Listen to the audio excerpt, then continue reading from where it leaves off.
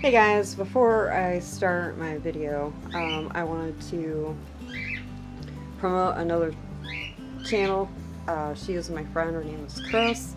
Her channel name is Chris's Garden Pile.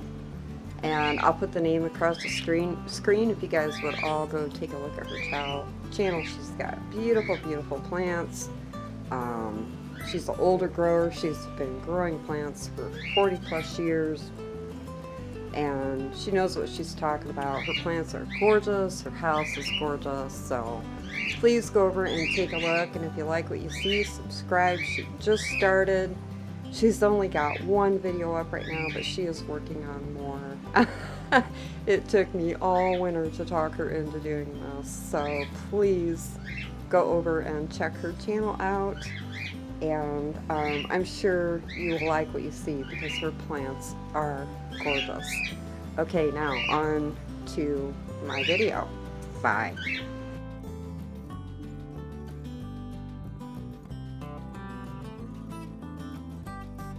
Hey guys, how you doing today? I want you guys to see the beautiful plant that I found at Lowe's. This is a yellow calla lily. And look at the beautiful, she's got speckles on some of her leaves, and then she's got beautiful variegation on others. Well, that's actually the flower. But look at that. Oh, look at this leaf. Look at those. This is another flower. But anyways, I got her for like $8. She needs to go into a bigger container. Look at all those roots. So I have her in this container because I watered her last night when I brought her home. But I want to put her into this container. It's going to be much bigger. Now these, obviously, the cannas have been, or the callas have been forced, and I think they've just forced them early, probably for Easter. But so I'm going to continue growing her in the house until it's warm enough that I can put her outside. Now you can plant these in the ground, but you can't leave them in the ground. You got to dig them up in the fall like you would your dahlias or your elephant ears or the cannas, or anything else that isn't going to winter over in your zone. So I'm just going to be repotting her today. She is very, very pretty. Now these, as far as light, they like a lot of light, so I'm going to be putting her in a south window while she's in the house. And then once I can move her outside, I'll put her on my northeast, probably my northeast corner, and she'll get sunlight all day until about 2 or 3 o'clock. And then she should do well there. If not, I'll move her. Now, I've never grown these before, but my mom has, and I've got a lot of information from her about how she grows hers. We are in gardening zone 5. So what I'm going to do is I'm going to take her out of her pot. I'm just going to give it a squeeze. Pull her out of here. I'm going to leave her as intact as I can. I don't want to, I'm going to loosen these roots up a little bit around her pot, so I'm hopefully not breaking or snapping, but a plant like this she's going to grow back very nicely. And this plant is, wow. Look at that. Look at those beautiful, beautiful roots. I'm just going to break them up just a little bit. I'm not going to go crazy. But the cannas are a bulb, so if you're growing them in the ground, you don't want to dig them up in the fall. All of their flowers only flower for a couple of months. Usually you would take these out and plant them in May for my zone. And then they would bloom all the way through July, sometimes even August, if you have them in the right spot and you take care of them properly. My mom's bloomed for her almost all summer long. She's got the purple and the red and I believe a white. But like I was saying, you would want to dig them up in the fall and dry the bulbs out. Or if you're growing them in pots outside, which is what I'm going to be doing, I'm just going to keep mine in a pot. You can just stop watering, let your pot dry out,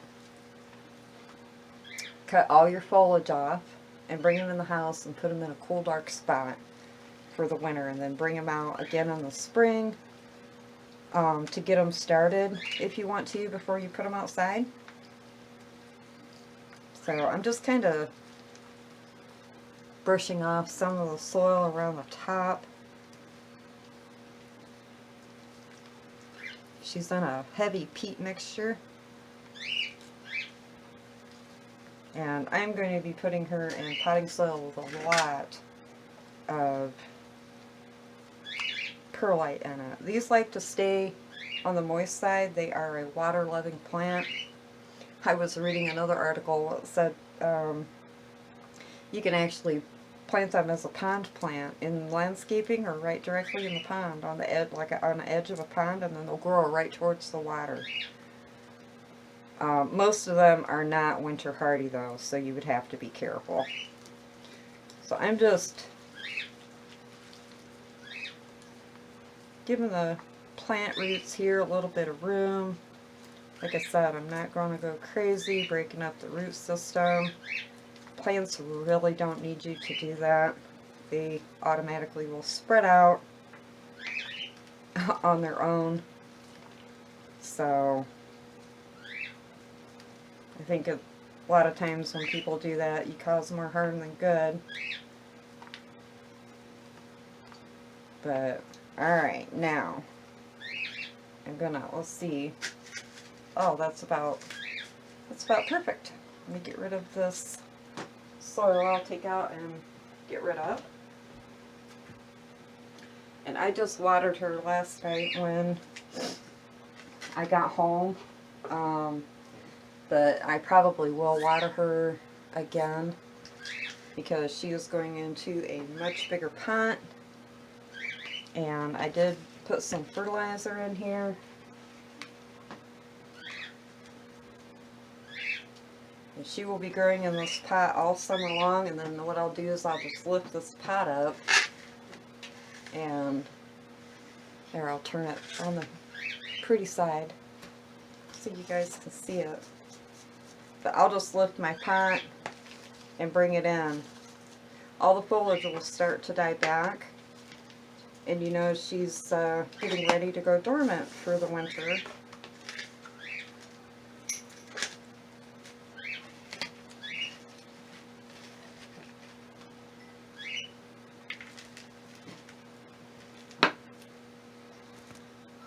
Okay, anyways, now I forgot what I was saying because my husband came in and was yapping at me. But, they say you could grow these on site as a house plant, but I don't know. I don't really recommend that. I don't think that it's necessary. I know a lot of people grow outside garden plants in the house, but they just don't, for me anyhow, I mean, they just don't thrive in the home. It's like trying to grow elephant ears in the home. They don't get as big as they should, unless you've got a big beautiful sunroom and you've got tons of light coming in, and you know, that's a different story. If I had a big beautiful sunroom, I would probably try it too, but these are an outside garden plant. They're not really a house plant. In my opinion, keep them a garden plant because they go dormant and You know, they need, like many others, just like the elephant ears and the cannas and, you know, our banana trees that we grow out in our garden.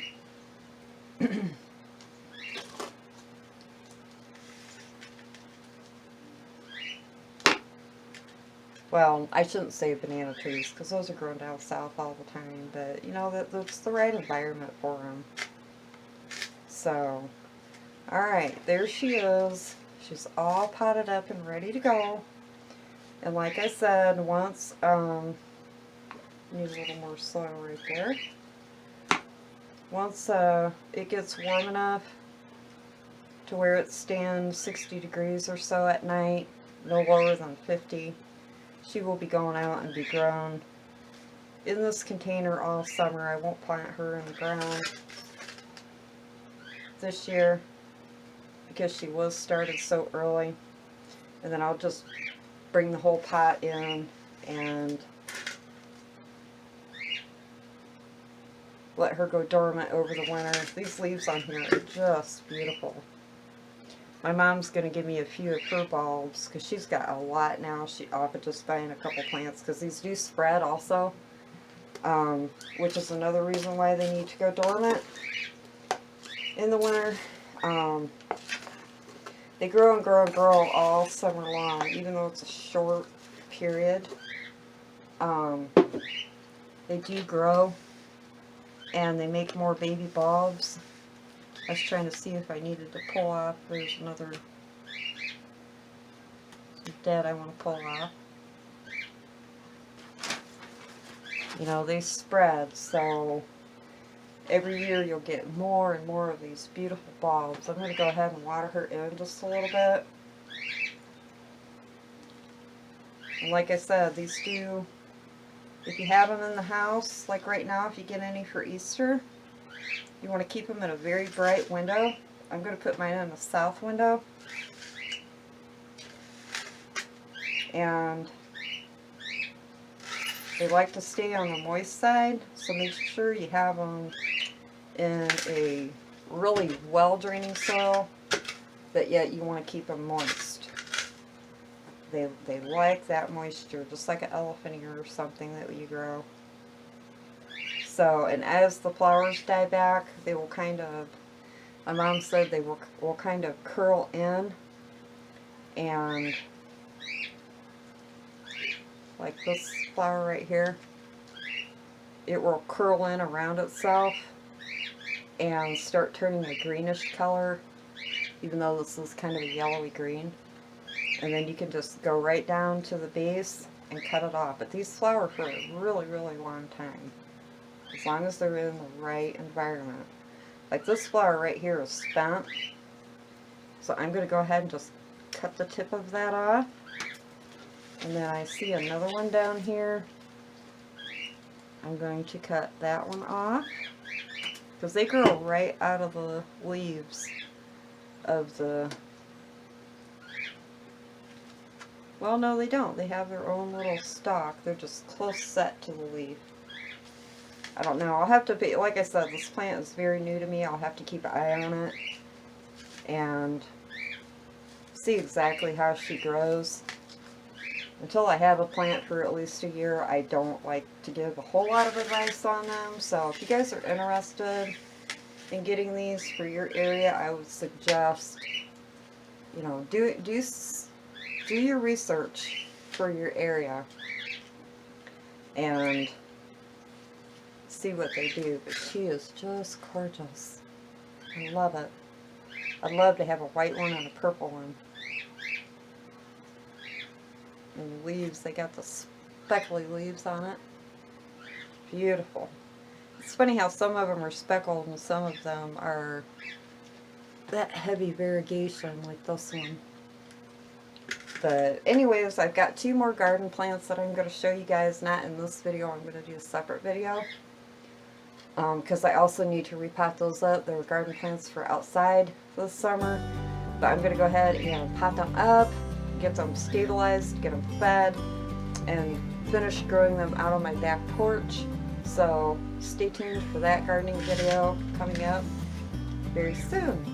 I am going to let you guys go. And I will talk to you later. Have a good one, guys. Bye. Peace.